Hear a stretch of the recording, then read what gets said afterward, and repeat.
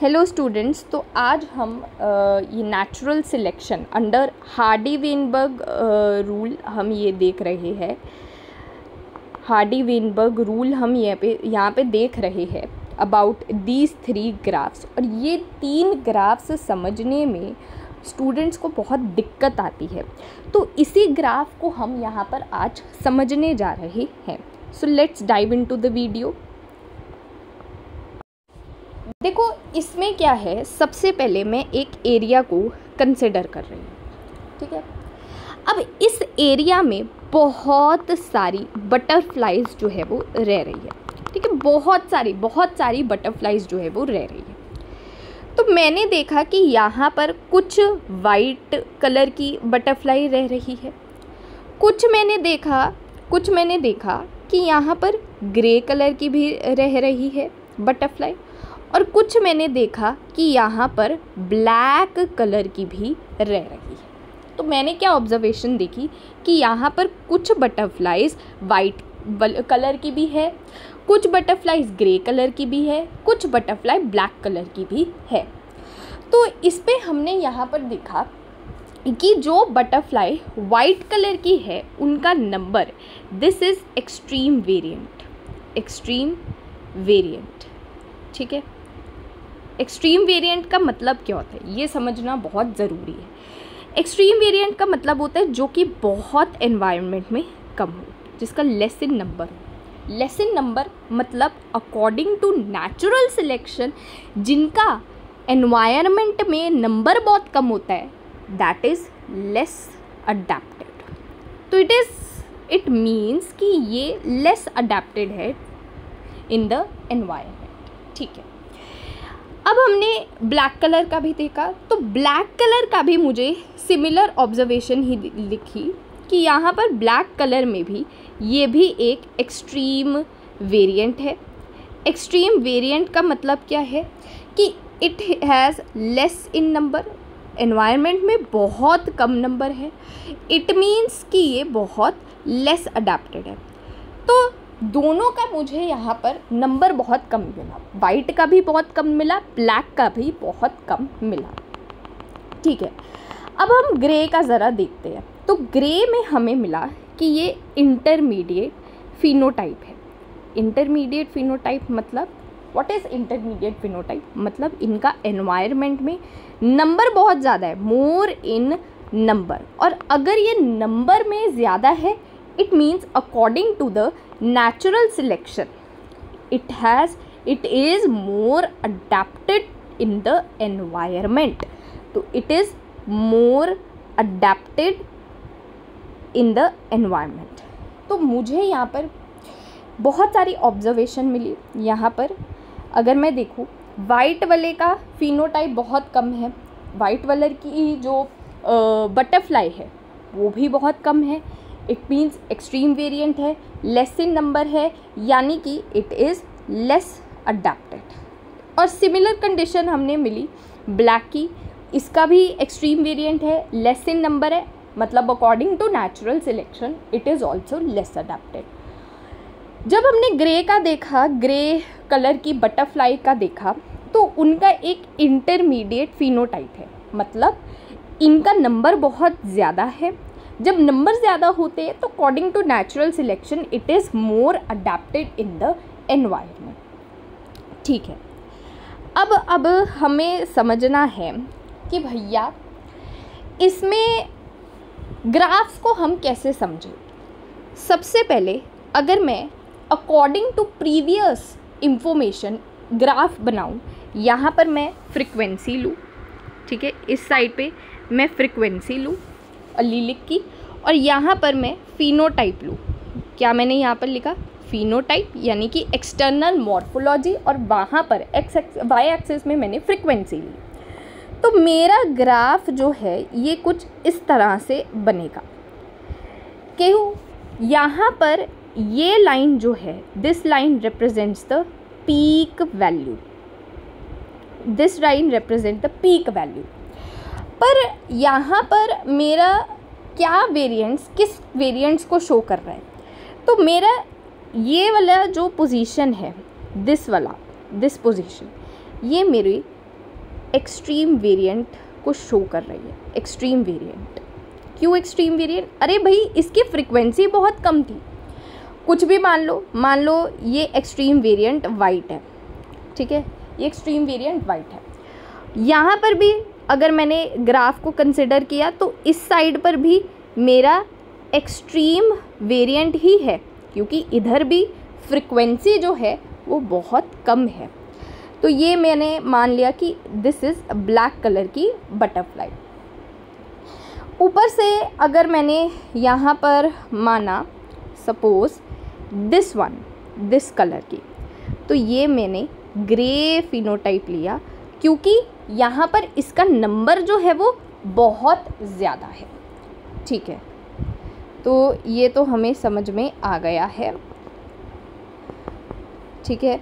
तो यहाँ पर स्पेस की कमी हो रही है, that's why I am removing some of the content, ठीक है। तो ये तो कुछ चीज़ें जो है वो हमें समझ में आ रही है। अब अगर हम यहाँ पे देखें तो दिस लाइन, ये वाली जो लाइन मैंने बनाई है ब्लू कलर से, दिस रिप्रेजेंट मीन, ये मीन को रिप्रेजेंट कर रहा है। तो ये तो मेरा हुआ नॉर्मल ग्राफ, ठीक है। अब मैं यहाँ पर बनाऊंगी इन द केस ऑफ हमारा सबसे पहले डायरेक्टिंग सिलेक्शन।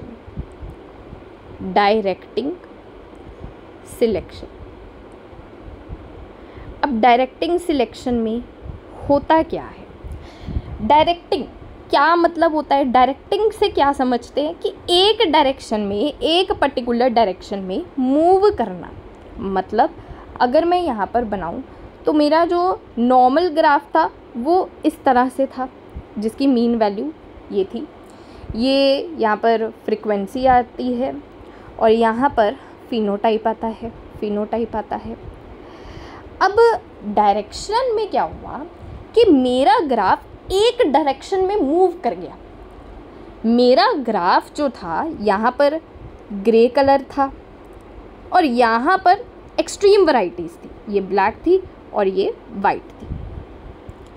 अब मेरा ग्राफ जब एक डायरेक्शन में मूव किया तो इसमें मैंने देखा क्या कि अर्लियर ये वाइट कलर की फिनोटाइप था।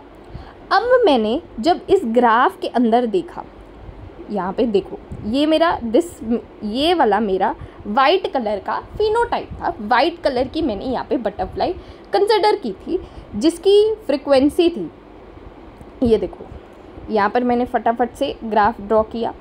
अब इसमें मैंने ये देखा और यहाँ पर मेरी कौन सी कलर की बटरफ्लाई मिल रही थी? वाइट, और वो भी एक्सट्रीम मिल रही थी, ठीक है। अब मैंने क्या किया? अब मैंने यहाँ पर मेरा ग्राफ जो है वो एक पर्टिकुलर डायरेक्शन में मूव किया, यानी कि अर्लियर ये मेरी ग्रे फिनोटाइप था, ये वाइट फिनोटाइप था, ये ब्लैक फिनोटाइप था। जब ये एक पर्टिकुलर डायरेक्शन में मूव किया तो यहाँ पर इस तरह से मूव किया। अब अगर मैंने इसकी ऑब्जर्वेशन बनानी चाहिए, यहाँ से यहाँ पे हमें फ्रीक्वेंसी मिल रही थी, हाँ, यहाँ पर हमें फिनोटाइप मिल रहा था। अब जब मैंने देखा तो पहले तो वाइट की ऑब्जर्वेशन इतनी थी। अब वाइट की ऑब्जर्वेशन अगर मैंने देखी तो यहाँ पर वाइट की ऑब्जर्वेशन अब यहाँ पर घट गई है, यहाँ पर बिल्कुल ही ज़ीरो हो गई है। पहले कितनी थी? इतनी। अब कितनी है? अब ज़ीरो हो गई है, पूरी ज़ीरो बन चुकी है, ये ज़ीरो है, ठीक है। पहले मेरा जो मीन वैल्यू थी ये ग्रे के अंडर आ रही थी। अब मेरी जो मीन वैल्यू है वो कितने पे आ रही है? ब्लैक पे आ रही है। यानी कि अगर मैंने यहाँ पर देखा तो मेरा जो ग्रे पॉपुलेशन है अब इस ग्राफ में ये भी डिक्रीज़ हो गया है, ये भी कम हो गया है। कैसे? ये देखो, सबसे पहले हम फिर से ड्रॉ करेंगे, हम फिर से बनाएंगे और फिर से देखेंगे कि हो क्या रहा है इस ग्राफ में। तो ये हमारा नॉर्मल ग्राफ था, ये वाला बिल्कुल नॉर्मल ग्राफ था। यहाँ पर हमारा आराम से वाइट वाला वेरिएंट मिल रहा था, यहाँ पर ग्रे वाला मिल रहा था, और यहाँ पर इस तरह से ब्लैक मिल रहा था। अब डायरेक्शनल सिलेक्शन मतलब ग्राफ जब एक डायरेक्शन में मूव कर जाता है। अब जैसे मेरा एक डायरेक्शन में ग्राफ जो है वो मूव किया तो हुआ क्या, इस तरह से आया, इस तरह से यहाँ पर चेंज आया। अब जब मैंने देखा तो अर्लियर मेरी वाइट की फ्रीक्वेंसी इधर तक थी, अब मेरी वाइट की फ्रीक्वेंसी ऑलमोस्ट ज़ीरो हो गई है। अर्लियर मेरी ग्रे की फ्रीक्वेंसी बिल्कुल मैक्सिमम थी, अब ये इस ग्राफ में एक्सट्रीम वेरिएंट बन चुकी है, यानी कि इसकी भी पॉपुलेशन डिक्रीज़ हो रही है। और जब मैं ग्रीन वाले की मीन वैल्यू बनाऊंगी तो मुझे दिख रहा है कि यहाँ पर ब्लैक वाले की मैक्सिमम नंबर हो गया है, मैक्सिमम नंबर हो गया। इसका मतलब मैं 3 ऑब्जर्वेशन इस ग्राफ से निकाल सकती हूँ। इस ग्राफ को देख के मैं 3 ऑब्जर्वेशन निकाल सकती हूँ कि पहला तो डायरेक्शनल सिलेक्शन में कभी भी पीक वैल्यू चेंज नहीं होती, पीक वैल्यू नेवर चेंज। इसका मतलब क्या है, पीक वैल्यू का मतलब क्या है, ये ग्राफ था मेरा, अर्लियर ग्राफ मेरा इस तरह से था, अब मेरा ग्राफ कुछ इस तरह से बदल चुका है, ठीक है। यहाँ पर पहले भी फ्रीक्वेंसी लेट सपोज f है और अब भी फ्रीक्वेंसी अभी भी f ही है, मतलब पीक वैल्यू चेंज नहीं होती है डायरेक्शनल सिलेक्शन में, ठीक है भाई। ये तो हमें समझ में आ गया है। दूसरी बात ये है कि एक एक्सट्रीम वेरिएंट नेचर एलिमिनेट कर देती है, means one of the extreme variant will get eliminated, one of the extreme variant, यानी कि इस वीडियो में यहाँ पर एक्सट्रीम वेरिएंट मैंने क्या लिया था, यहाँ पर लिया था वाइट, तो वाइट कंप्लीटली डायरेक्शनल सिलेक्शन में एलिमिनेट हो गया। एंड अदर एक्सट्रीम वेरिएंट जो था, अदर एक्सट्रीम वेरिएंट यानी कि ब्लैक, ये इसकी पॉपुलेशन जो है, पॉपुलेशन ये इंक्रीज़ हो गई। अच्छा, इंटरमीडिएट की बात करें, ठीक है, इंटरमीडिएट की अगर मैं बात करूं कि इंटरमीडिएट फिनोटाइप का क्या हुआ, तो इंटरमीडिएट फिनोटाइप की भी पॉपुलेशन जो है वो रिड्यूस हो गई। कैसे, पहले ग्राफ इस तरह से था, अब ग्राफ क्या हुआ, ये वाइट था, ये ब्लैक था और ये ग्रे था। अब हुआ क्या, ये बिल्कुल ज़ीरो बन गया, ठीक है। This one peak value black पर आ गई और ये बिल्कुल इसकी भी पॉपुलेशन जो है वो ग्रे वाले की कम हो गई। यही एक्सट्रीम वेरिएंट्स बने दोनों इस पिंक वाले ग्राफ में, ठीक है। तो इंटरमीडिएट का फिनोटाइप भी यहाँ पर डिक्रीज़ हो गया। सो इसमें हम डायरेक्शनल सिलेक्शन में हम ये कह सकते हैं कि नेचर जो है वो एक ही एक्सट्रीम वेरिएंट को सपोर्ट करती है और दूसरे एक्सट्रीम वेरिएंट को एलिमिनेट कर देती है, और साथ में इंटरमीडिएट फिनोटाइप की पॉपुलेशन भी यहाँ पर कम हो जाती है। So this is a case of directional selection. अब हम यहाँ पे बात करते हैं that is stabilising selection. Stabilising selection बहुत ध्यान से यहाँ पे देखना है। अच्छा, डायरेक्शनल सिलेक्शन की मैं बात बताना भूल गई कि जो डायरेक्शनल सिलेक्शन में जो एग्जाम्पल है वो यहाँ पर इंडस्ट्रियल मैनलिज्म का है। इंडस्ट्रियल मैनलिज्म हम सब देखते हैं कि बिफोर इंडस्ट्रियलाइजेशन जो है वो जो है वाइट विंग्ड मॉथ जो है वो बहुत ज़्यादा होती थी, पर आफ्टर इंडस्ट्रियलाइजेशन क्या हुआ कि ब्लैक विंग्ड मॉथ जो है ड्यू टू पोल्यूशन के कारण ब्लैक विंग्ड मॉथ की जो पॉपुलेशन है वो बहुत ज़्यादा इंक्रीज़ हो गई। तो इसीलिए इंडस्ट्रियल मैनलिज्म, और यहाँ पर अगर हम बात करें तो जिराफ की जो नेक की हाइट है, नेक हाइट, वो भी यहाँ पर डायरेक्शनल सिलेक्शन में आती है। ठीक है, अब हम यहाँ पर बात करते हैं अपना स्टेबलाइजिंग सिलेक्शन में। स्टेबलाइजिंग सिलेक्शन में स्टेबलाइजिंग सिलेक्शन जो है वो ह्यूमंस में बहुत ज़्यादा देखने को मिलती है। कैसे? हम फिर एग्जाम्पल्स को कंसिडर करेंगे, हम फिर एग्जाम्पल को एक बार ही कंसिडर करेंगे। अब इसमें ह्यूमंस में होता क्या है कि जब ह्यूमंस में बर्थ होता है, अगर उस बच्चे का, बेबी का वेट 1.5 kg से, ठीक है, यहाँ पर गलती हो गई एक, ये वाला इस तरह की, कि अगर 1.5 kg से वो कम हुआ, बेबी का वेट 1.5 kg से कम हुआ, तो इट विल डाई। मतलब इनके ये वाले बेबी का नंबर भी बहुत कम होते हैं, नंबर ऑल्सो कम, मतलब इसके ये भी एक एक्सट्रीम वेरिएंट है। दूसरा, अगर बेबी का नंबर मोर देन 4 kg हुआ, 4 kg, तो तब भी वो डाई कर जाएगा, डाई कर जाएगा। क्यों डाई कर जाएगा?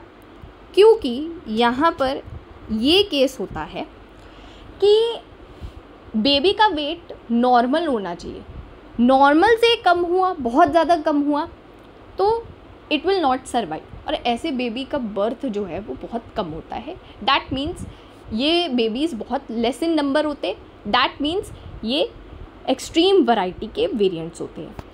और 4 kg से ज़्यादा वाले नंबर भी बहुत कम होते हैं, इसीलिए ये भी एक एक्सट्रीम वेरिएंट है। अच्छा, अब बात यहाँ पे आती है, तो फिर नॉर्मल क्या हुआ? नॉर्मल हुआ जब बेबी का वेट 1.5 से 4 kg के अंदर हुआ, तो वो हुआ एक इंटरमीडिएट फिनोटाइप। इंटरमीडिएट फिनोटाइप का मतलब होता है कि बेबी का नंबर जो है वो ठीक ठाक है, यानी कि they are more in number as compare to extreme variant, means they are more adapted. ठीक है, तो इस केस में ग्राफ क्या बनेगा? ग्राफ यहाँ पर ये बनेगा कि भैया सबसे पहले हम नॉर्मल ग्राफ बनाते हैं। तो नॉर्मल ग्राफ में हमें यही दिखा था कि भाई सबसे पहले यहाँ पर फ्रीक्वेंसी थी और यहाँ पर फिनोटाइप था। तो हमें नॉर्मल में ये देखने को मिला, नॉर्मल ग्राफ में, कि यहाँ पर 1.5 से 4 kg वाले चाइल्ड हैं, यहाँ पे जो एक्सट्रीम वेरिएंट्स है दिस वन, ये बहुत है जो जिनका वेट 4 kg से बहुत ज़्यादा है, ठीक है, 4 kg से ज़्यादा है। और ये वेरिएंट्स वो होते हैं जिनका 1.5 kg से बहुत कम वेरिएंट है। ठीक है, मतलब दिस ग्राफ रिप्रेजेंट, यहाँ पर वेरिएंट कौन सा मिल रहा है? जिनका वेट 1.5 kg से बहुत कम है, मतलब दे आर एक्सट्रीम वेरिएंट्स। और यहाँ पर मिल रहा है ऐसे चाइल्ड जिनका 4 kg से भी बहुत ज़्यादा है। और इंटरमीडिएट फिनोटाइप में हमें 1.5 से 4 kg वाले जो चाइल्ड है वो हमें मिल रहे हैं। ओके, सो अब हम आते हैं ग्राफ में कि ग्राफ्स हम स्टेबलाइजिंग सिलेक्शन का कैसे बनाएं। तो सबसे पहले स्टेबलाइजिंग सिलेक्शन का अगर हमें ग्राफ बनाना है तो पहले तो हमें नॉर्मल ग्राफ बनाना पड़ेगा, दिस वन। यहाँ पर नॉर्मल चिल्ड्रन रिप्रेजेंट हो रहे हैं, यहाँ पर 2 एक्सट्रीम वैरायटीज़ हैं।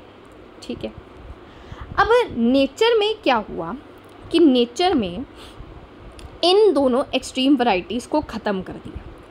जिनका वेट 1.5 kg से बहुत कम था, means the one who have less than 1.5 kg weight, and the one who have more than 4 kg wait.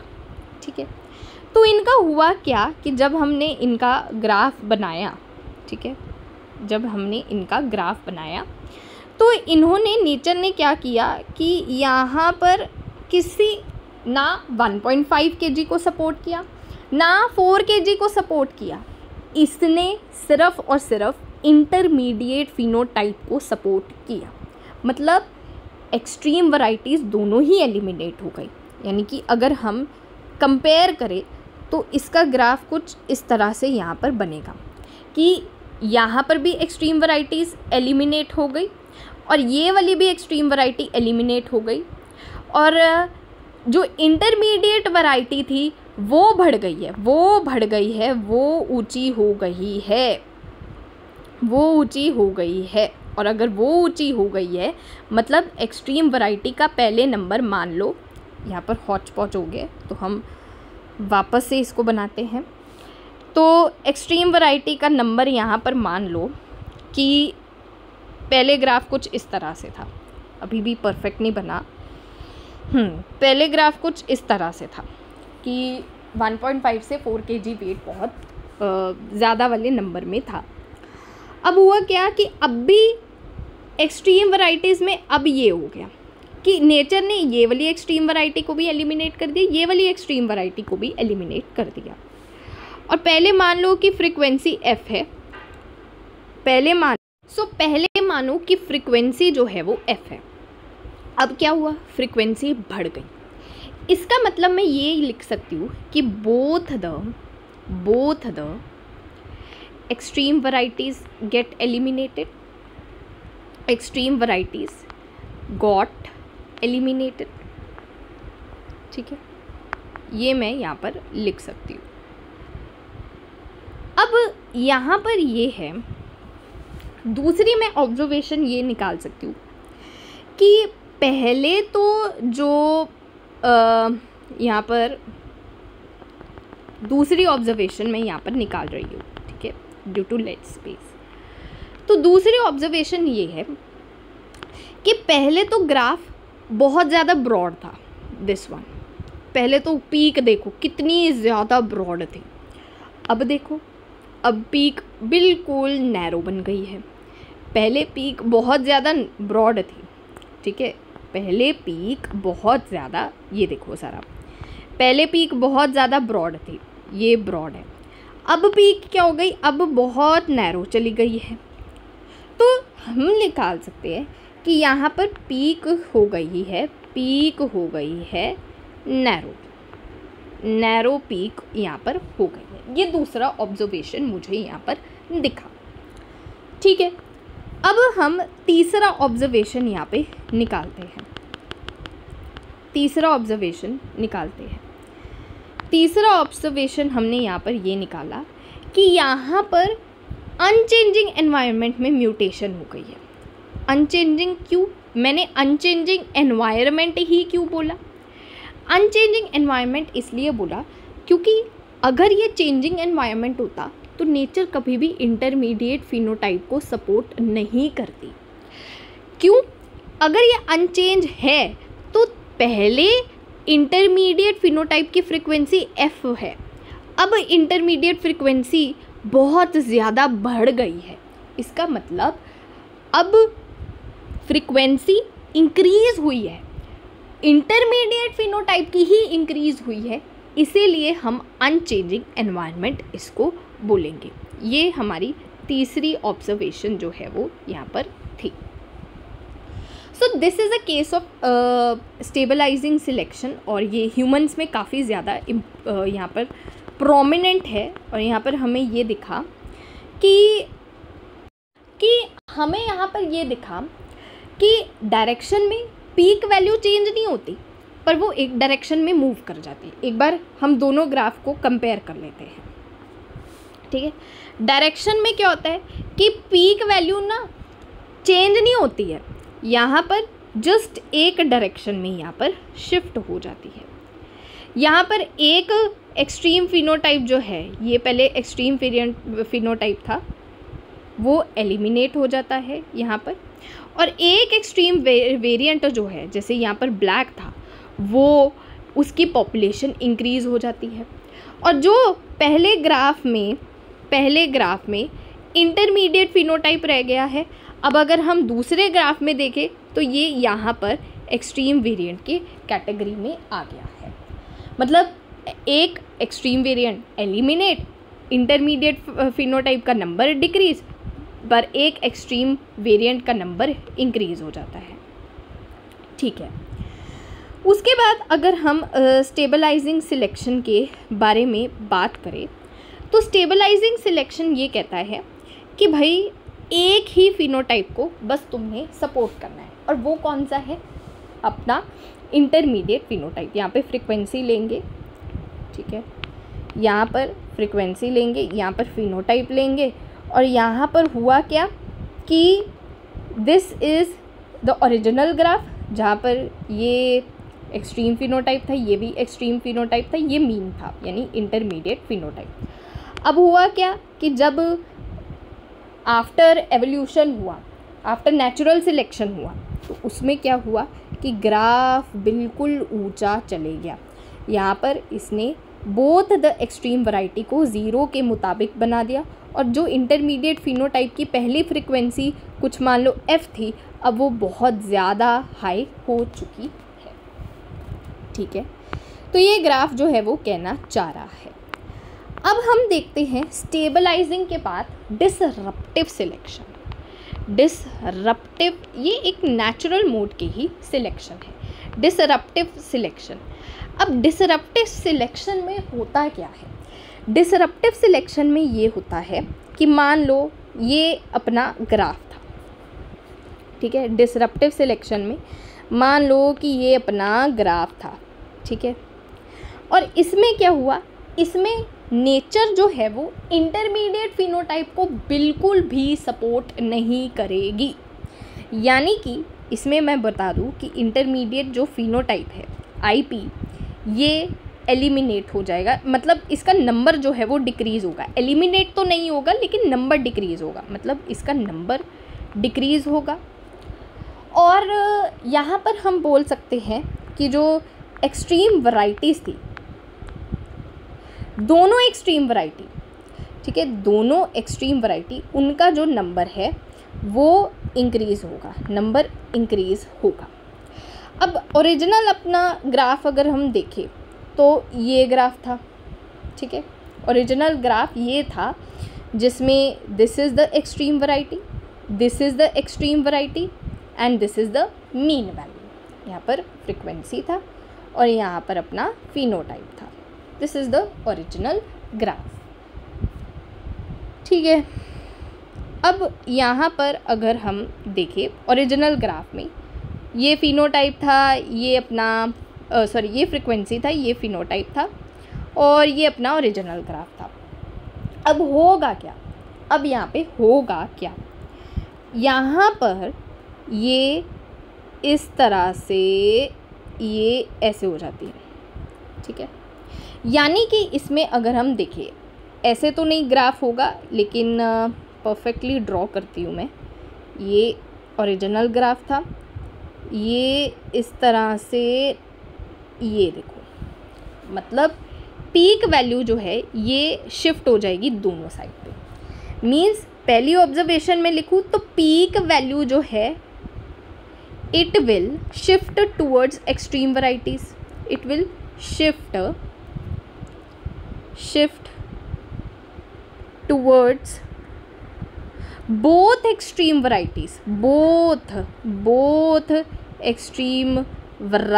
Both extreme varieties पे पीक वैल्यू जो है वो शिफ्ट हो जाएगी।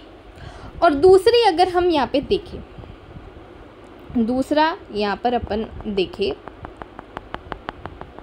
तो एक सेकेंड, तो यहाँ पर ये हुआ कि पहले तो मीन वैल्यू ये इंटरमीडिएट फिनोटाइप की ये थी, हाई थी, फ्रीक्वेंसी हाई थी। अब मीन वैल्यू देखो, अब इसमें मीन वैल्यू देखो और पहले की मीन वैल्यू देखो इंटरमीडिएट फिनोटाइप की, और अब की देखो, बहुत डिक्रीज़ हो गई। मतलब इंटरमीडिएट फिनोटाइप की जो वैल्यू है वो डिक्रीज़ हो गई है। क्यों? पीक जो है वो दोनों तरफ जो है वो शिफ्ट हो गई है, पीक वैल्यू शिफ्ट हो गई है। दूसरा एक्सट्रीम वैरायटीज़ का नंबर भी इंक्रीज़ हो गया। अब यहाँ पे इसका नंबर देखो और इसका नंबर देखो, दोनों एक्सट्रीम वैरायटीज़ का नंबर इंक्रीज़ हो गया, पर इंटरमीडिएट का नंबर जो है वो डिक्रीज़ हो गया। तो नेचर ऐसी सिलेक्शन जहाँ पर बोथ एक्सट्रीम वैरायटीज़ फेवर में हो, लेकिन जो इंटरमीडिएट फिनोटाइप की वैरायटी है वो कम हो जाए, तो उसको हम कहते हैं डिसरप्टिव सिलेक्शन। तो अगर हम यहाँ पर ग्राफ देखें अपना, तो ये तीनों ग्राफ हमें समझ में आ गए हैं, ठीक है, बहुत अच्छे से समझ में आ गए हैं। एक ग्राफ जहाँ पर पीक वैल्यू जो है ये ओनली वन डायरेक्शन में शिफ्ट हो जाए, इसको हम डायरेक्शनल सिलेक्शन बोलते हैं। एक ग्राफ जहाँ पर पीक वैल्यू बहुत ही ऊंची हो जाए एज़ कम्पेयर टू, मतलब इंटरमीडिएट फिनोटाइप को ही सपोर्ट कर दे और एलिमिनेट कर they both the extreme variants, तो उसको हम कहेंगे स्टेबलाइजिंग सिलेक्शन। और ऐसे ग्राफ जहाँ पर पीक वैल्यू दो तरह शिफ्ट हो जाए और इंटरमीडिएट का फिनोटाइप डिक्रीज हो जाए, उसको हम कहेंगे क्या? That is the disruptive selection.